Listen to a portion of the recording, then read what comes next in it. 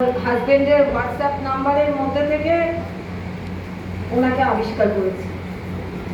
তো আমার হাজবেন্ড চলে যাওয়ার পর অনেক মানুষকে আবিষ্কার করেছি হোয়াটসঅ্যাপ নাম্বার দেখে দেখে। তাদেরকে আমি আগে চিনতাম না। আমি ওনাকে ধন্যবাদ জানাই আমাকে এখানে ডেকেছে। দেখুন, আমার কাহিনী বলার জন্য আমি এখানে আসিনি, বা এখানের যে ইস্যুটা আছে এটাও আমার খুব একটা পছন্দের ইস্যু না। কারণ মহিলা, ওই যে উনি যেটা বললেন যে জেন্ডার ডিসক্রিমিনেশন, এটা খুব একটা ভালো জিনিস না। মহিলা হয়ে সুবিধা নেব না, সুপার ওম্যান হয়ে যাব, কোনোটাই চাই না। মানুষ হতে চাই, মানুষের স্ট্যাটাসটা পেলেই ভালো। কিন্তু আমাদের নানান রকম সংরক্ষণ আছে, নানান রকম স্তর আছে, সেখানে মহিলাদের সত্যিই কিছু এমপাওয়ারমেন্টের জন্য কিছু করা দরকার। সেক্ষেত্রে সরকার তার পলিসি দিয়ে করবে, কিন্তু সেটা মিসইউজ কিভাবে হবে কি হবে না, তার জন্য এসআইটি গঠন করতে হচ্ছে অন্নপূর্ণার ভান্ডারে যাওয়ার জন্য, লক্ষ্মীর ভান্ডার থেকে। এটা আমরা আগেই জানতাম যে এখানে অনেক অ্যাপিসমেন্ট হয়েছে, অনেক যা কিছু হয়েছে লক্ষ্মীর ভান্ডার নিয়ে, সেটা আমরা আগেই বুঝতে পারছিলাম। যাই হোক, নতুন করে এই পুরনো কাসুন্দি ঘাটছি না। কিন্তু এই অনুষ্ঠানটা 2011 সন্ধিক্ষণে হলে তবু একটা মানে থাকতো যে রোল অফ মহিলা।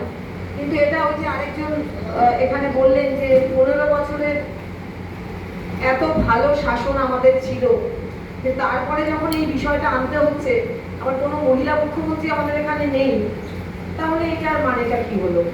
তাহলে এটা এইভাবেই উদযাপন করতে হবে যে একজন মহিলা মুখ্যমন্ত্রী, যাকে অনেক সাধ করে আমরা এনেছিলাম, তার চলে যাওয়ার উদযাপন আমরা করছি, এরকম হতে পারে। এই মুহূর্তে সোশ্যাল মিডিয়ায় আমাদের প্রাক্তন মুখ্যমন্ত্রীর থেকে কলিতা মাঝির টিআরপি অনেক বেশি। মানে সোশ্যাল মিডিয়ার সাক্ষাৎকারে প্রাক্তন মুখ্যমন্ত্রী রোজই আসছেন ফেসবুকে, তাদের আমাদের ইচ্ছা করলে দেখছি, নাহলে দেখছি না। কিন্তু কলিতা মাঝি কিন্তু লাখ লাখ টিআরপি। কেন?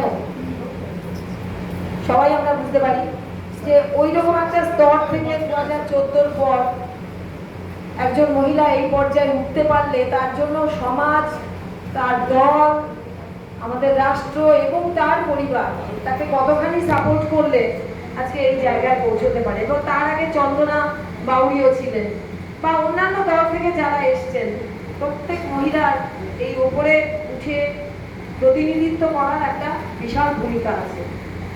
এটা একটা ভাব সম্প্রসারণ করার জন্য কোনো একটা ভালো ইস্যু হতে পারে, কিন্তু এই মুহূর্তে আমার ছোট্ট পরিসরে এটা নিয়ে আমি কথা বলবো না। কিন্তু একটা কথা বলবো যে একজন পুলিশ অফিসার হিসেবে ডিআইজি সিআইজি পোস্ট এখন কি হয় জানি না। আমার হাজবেন্ড যখন ডিআইজি সিআইজি ভবানী ভবনে ছিলেন, তখন সমস্ত পশ্চিমবঙ্গের মহিলা, বিশেষ করে নির্যাতিত মহিলাদের যে সংস্থাগুলো কাজ করে তাদের হয়ে, এনজিও, তাদের নোডাল অফিসার হিসেবে কাজ করতেন। অর্থাৎ অ্যাজ ডিআইজি সিআইজি আমার হাজবেন্ড, যার কথা উনি বললেন, প্রয়াত পঙ্কজ দত্তকে দেখেছি দিনের পর দিন এনজিও গুলোকে কিভাবে সাহায্য করতে। যে এনজিও গুলোর মধ্যে এই দুর্বার মহিলা সমন্বয় সমিতি, এই আমাদের কলকাতার উপকণ্ঠে, তারাও ছিলেন। কিন্তু আয়রনি হচ্ছে, তাকে মৃত্যুর বা অজ্ঞান হয়ে যাওয়া আগে, মৃত্যু হয়তো 37 দিন পরে হয়েছে, কিন্তু যে অজ্ঞান উনি হয়ে গেছিলেন তার 15 দিন আগে একটি ভুয়ো এফআইআর, একজন মহিলার করা ভুয়ো এফআইআরে তাকে একটি থানায় ডেকে যে হেনস্থা করা হয়েছিল, তারপরে বাড়িতে এসে উনি বিশেষ কিছু বলেননি।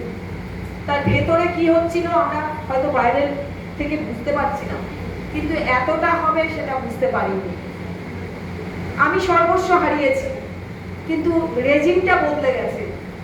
আমাকে অনেকে বলতেন যে আপনার হাজবেন্ডকে আপনি বারণ করতে পারেন না, উনি হুইসেল ব্লোয়ার হচ্ছেন। এখন দেখবেন তৃণমূলের অনেক মুখপাত্ররা হুইসেল ব্লোয়ার হয়ে গেছে, হঠাৎ নিজেরা স্বঘোষিত হুইসেল ব্লোয়ার।